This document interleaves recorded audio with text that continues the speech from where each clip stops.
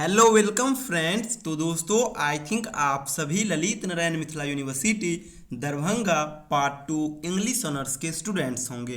दोस्तों अब आप सभी के पास समय बिल्कुल ही नहीं है, क्योंकि एग्ज़ाम डेट बस करीब आ चुका है, गिनती के कुछ दिन बाकी है।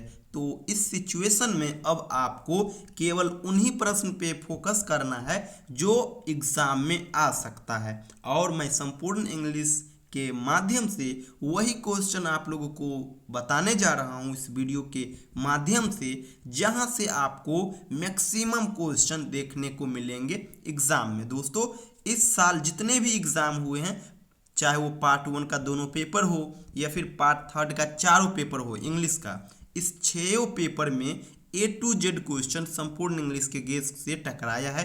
तो इसलिए आप यहाँ पे भी भरोसा करो, क्वेश्चन कंफर्म टकराएगा और आप लोग आसानी से अच्छा मार्क्स भी लाओगे। तो चलिए अब उन सवालों को आपके बीच शेयर करते हैं जहाँ से एग्ज़ाम में क्वेश्चन पूछे जाने की संभावना बहुत ज़्यादा है। दोस्तों मैं आपको बता दूं, पेपर 3 में आपको केवल 4 टॉपिक पढ़ना है। पहला मैकबेथ, दूसरा ट्वेल्थ नाइट्स, तीसरा सेस्टोप्स टू कंकर एंड चौथा एडवर्ड सेकेंड। इन्हीं 4 टॉपिक से एक एक लॉन्ग प्रश्न आएगा जो कि 17 मार्क्स का होगा। तो 4 प्रश्न हो गया लॉन्ग, यानी 17 चौके 68 मार्क्स। केवल 68 मार्क्स जो होगा वो लॉन्ग प्रश्न का होगा, और इसी चारों टॉपिक से जो अभी मैं आपको बताया, इन्हीं चारों टॉपिक से एक एक करके एक्सप्लेनेशन के प्रश्न आएंगे जो 8 मार्क्स करके होंगे। तो 4 प्रश्न होंगे 8 मार्क्स करके 32 मार्क्स, यानी 32 और 68 100 मार्क्स। सेम यही पैटर्न पेपर 4 में भी रहेगा। तो चलिए अब हम आप लोगों को केवल वही प्रश्न दिखलाते हैं जहां से एग्जाम में क्वेश्चन एग्जैक्ट देखने को मिलेगा। तो दोस्तों पेपर 3 में हम पहले बात करते हैं मैकबेथ का। दोस्तों मैकबेथ से जो क्वेश्चन आने की संभावना है, ये प्रश्न निम्नलिखित है। पहला प्रश्न, evaluate Macbeth as a tragedy of ambition. दूसरा प्रश्न, discuss Macbeth as a tragic hero. And last प्रश्न, discuss Lady Macbeth is the fourth witch in drama. अगर मैकबेथ से प्रश्न आता है, और आएगा ही एक प्रश्न, तो इन्हीं प्रश्न में से आपको देखने को मिलेगा। अब चलते हैं अगला टॉपिक पे। अगला टॉपिक है दोस्तों हमारा ट्वेल्थ नाइट्स। दोस्तों ट्वेल्थ नाइट्स से जो प्रश्न बनेंगे वो यही प्रश्न बनेंगे, जिनमें से पहला है, disguises and changes of clothing are the central to the plot of Twelfth Night's, discuss. दूसरा प्रश्न, character sketch of Olivia and Viola. देखिए एक कैरेक्टर का क्वेश्चन कंफर्म आएगा, जिसमें से ओलिविया या फिर बायोला आना समझिए तय है। इसके बाद दोस्तों आपसे क्वेश्चन पूछ सकता है कि ट्वेल्थ नाइट्स का सेंट्रल थीम क्या है, इसको डिस्कस करें, तो एक प्रश्न ये हो जाएगा। इसके बाद आपसे पूछ सकता है कि ट्वेल्थ नाइट्स जो है प्ले, इसका प्लॉट कंस्ट्रक्शन क्या है, इसको डिस्कस करें, तो ये भी प्रश्न बन सकता है। तो ये हो गया ट्वेल्थ नाइट्स से। अब चलते हैं सेस्टोप्स टू कंकर में। दोस्तों इस सेक्शन में जो प्रश्न पूछे जाएंगे उनमें से कुछ जो इंपॉर्टेंट प्रश्न है, वो पहला ये है कि write a note on significance of the title of the play she stoops to conquer, यानी टाइटल आपसे पूछ सकता है। और अगर बात करें कैरेक्टर का, तो एक कैरेक्टर आना तय है, जिसमें से केट हार्डकेसल और टोनी लम्किन, इस 2 को आप बहुत अच्छे से तैयार करके चलना, क्योंकि एक क्वेश्चन यहाँ से जरूर फंसेगा। उसके बाद आपसे पूछ सकता है डिस्कस सेस्टोप्स टू कंकर। ये आपसे पूछ सकता है कि सेस्टोप्स टू कंकर जो है ये एक प्रकार का एंटी सेंटिमेंटल कॉमेडी है, डिस्कस करें। तो ये हो गया इस सेक्शन के लिए। अब चलते हैं अगला सेक्शन पे। दोस्तों अगला सेक्शन जो है ये है एडवर्ड सेकेंड। एडवर्ड सेकेंड से जो प्रश्न बनेंगे वो निम्न बनेंगे, discuss plot construction of the play Edward second, यानी पहला तो प्लॉट कंस्ट्रक्शन का सवाल बन सकता है। दूसरा बन सकता है critically analyse the theme of the play Edward second, दूसरा थीम से आ सकता है।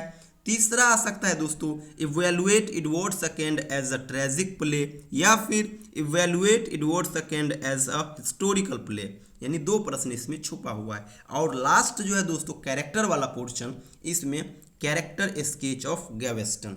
दोस्तों ये जो ऊपर में आप प्रश्न देखे हो, ये पेपर थर्ड के लिए है और इस सभी का पीडीएफ मेरे पास पीडीएफ का कंप्लीशन है। अगर आप पीडीएफ लेना चाहते हो तो स्क्रीन पे जो नंबर शो हो रहा है उस पर आप मुझे केवल व्हाट्सअप कर देना और पार्ट 2 इंग्लिश ऑनर्स लिख देना, मैं आपको ये पीडीएफ प्रोवाइड करा दूंगा। चलते हैं अब पेपर 4 की ओर।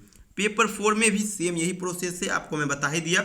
और अगला प्रश्न जो बनेंगे एक्सप्लेनेशन के अलावा पेपर 4 में वो होंगे उदरिंग हाइट्स। अगर उदरिंग हाइट से प्रश्न पूछे जाएंगे तो ये सवाल सभी आपको एग्जाम में देखने को मिलेगा, इससे बाहर प्रश्न कभी नहीं आ सकता। जिसमें से पहला है discuss love and hate relationship in Wuthering Heights. अगला है आपसे पूछ सकता है कि narrative art of Wuthering Heights क्या है, इसको डिस्कस करें। उसके बाद पूछा जा सकता है कि उदरिंग हाइट्स जो नॉवेल है उसका एटमॉस्फेयर ऑफ द नॉवेल, इसको डिस्कस करें, ये पूछ सकता है। या फिर उदरिंग हाइट्स जो नॉवेल है इसका टाइटल पूछा जा सकता है, थीम पूछा जा सकता है, या फिर प्लॉट कंस्ट्रक्शन पूछा जा सकता है। और मेन जो कैरेक्टर वाला पोर्शन हुआ, अगर कैरेक्टर से क्वेश्चन आएगा तो कैथरीन अर्नसो जरूर आएगा, ये मोस्ट इंपोर्टेंट है। तो ये तो हो गया उदरिंग हाइट्स के लिए। अब चलते हैं अगला फार फ्रॉम द मेडिंग क्राउड के लिए। तो फार फ्रॉम द मेडिंग क्राउड के लिए आप यही प्रश्न तब तैयार करना, जिसमें से पहला है discuss far from the madding crowd is an rustic novel, या फिर discuss far from the madding crowd is a romantic pastoral comedy. उसके बाद आ सकता है how did Fanny take her revenge in the novel far from the madding crowd. और character वाला portion से जो क्वेश्चन आएगा वहाँ पे बात सेवा से प्रश्न बहुत ज़्यादा आने की संभावना है। अगला प्रश्न discuss Hardy's art of characterisation, या फिर vision of life with special reference to far from the madding crowd. तो ये हो गया far from the madding crowd के लिए इंपॉर्टेंट क्वेश्चन। अब चलते हैं अगला सेक्शन। तो अगला सेक्शन है दोस्तों शॉर्ट स्टोरीज और एस्से। तो चौथा प्रश्न जो आएगा इसके लिए आप केवल of studies, pleasures and the money box, इस तीन को ही कर लेना। क्वेश्चन कंफर्म एक यहाँ से आपको एग्जाम में देखने को मिलेंगे।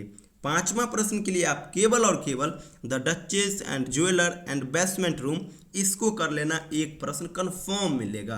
तो दोस्तों ये जो ऊपर आप देखे ये पेपर 4 का था इंपॉर्टेंट क्वेश्चन, और शुरू में जो आप देखे ये पेपर 3 का था। और इस दोनों पेपर का जो क्वेश्चन मैं अभी डिस्कस किया आप लोगों के बीच, सेम उन्हीं प्रश्न का आंसर मैं तैयार किया हूं और उसका एक पीडीएफ भी बनाया हूं, जो कि पेपर 3 का जो है ना पीडीएफ वो 17 पेज से मिलकर के बना है, और पेपर 4 का जो पीडीएफ है ये 36 पेज से मिलकर के बना हुआ है, और ये 28 पेज से मिलकर के बना हुआ है पेपर 3 का। तो अगर आप ये पीडीएफ लेना चाहते हो तो आप ले सकते हो। स्क्रीन पे जो नंबर शो हो रहा है 70 48 92 87 46, इस नंबर पे आप मुझे केवल एक बार व्हाट्सअप कर देना, पार्ट 2 इंग्लिश ऑनर्स, इस प्रकार से कुछ मैसेज छोड़ देना, मैं आपको ये पीडीएफ प्रोवाइड करा दूंगा। एक चीज़ मैं आपको ऑलरेडी बता दूं कि हमारा संपूर्ण इंग्लिश के माध्यम से ऑनलाइन बैच चलता है। तो अभी भी अगर आप कुछ भी नहीं पढ़े हो फिर भी आप हमसे जुड़ सकते हो।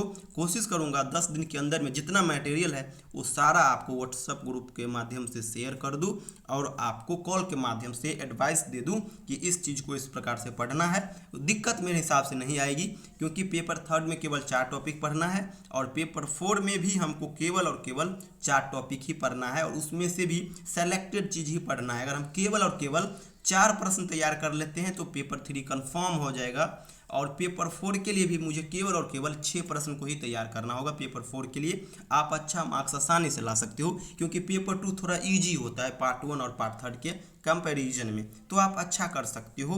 और पीडीएफ जो ये हमारा है ना, मैं आपको बता दूं, इस प्रकार का लैंग्वेज आपको कहीं नहीं मिलेगा। पहला तो जो मार्केट में गेस है वो तो कोई काम का नहीं है, क्योंकि उसका लैंग्वेज बहुत टफ होता है, समझना भी मुश्किल हो जाता है। हम लोग भी कहीं कहीं अटक जाते हैं वहाँ पे, क्योंकि वहाँ पे जो ना वोकैबुलरी बड़ा और ग्रामेटिकल बहुत मिस्टेक है वहाँ पे। अगर ये पीडीएफ लेते हो ना तो इसको मैं हाथ से लिखा हूँ, हैंड रिटेन, ये क्लास नोट से एक प्रकार का, और उसी को मैं पीडीएफ फॉर्म में कन्वर्ट कर दिया हूँ। तो आप ये ले सकते हो। स्क्रीन पे जो नंबर शो हो रहा है बस आप केवल और केवल एक बार व्हाट्सअप कर देना। एक चीज़ याद रखना, आप लोग कॉल मत करना, क्योंकि कॉल आने लगता है तो बहुत सारा कॉल आ जाता है, तो मैं वहाँ पे रिसीव नहीं कर पाता हूँ। और कभी भी अगर कॉल भी करे तो 4 बजे के बाद ही कॉल करना आप लोग, लेकिन कॉल बिल्कुल मत करना। जब व्हाट्सएप ग्रुप के माध्यम से मैं आपको पीडीएफ प्रोवाइड करा देता हूँ, उसके बाद मैं खुद टाइम देता हूँ कि आप इतने बजे से इतने बजे हमसे कांटेक्ट कर सकते हैं, अपना प्रॉब्लम सॉल्यूशन हमसे साझा कर सकते हैं।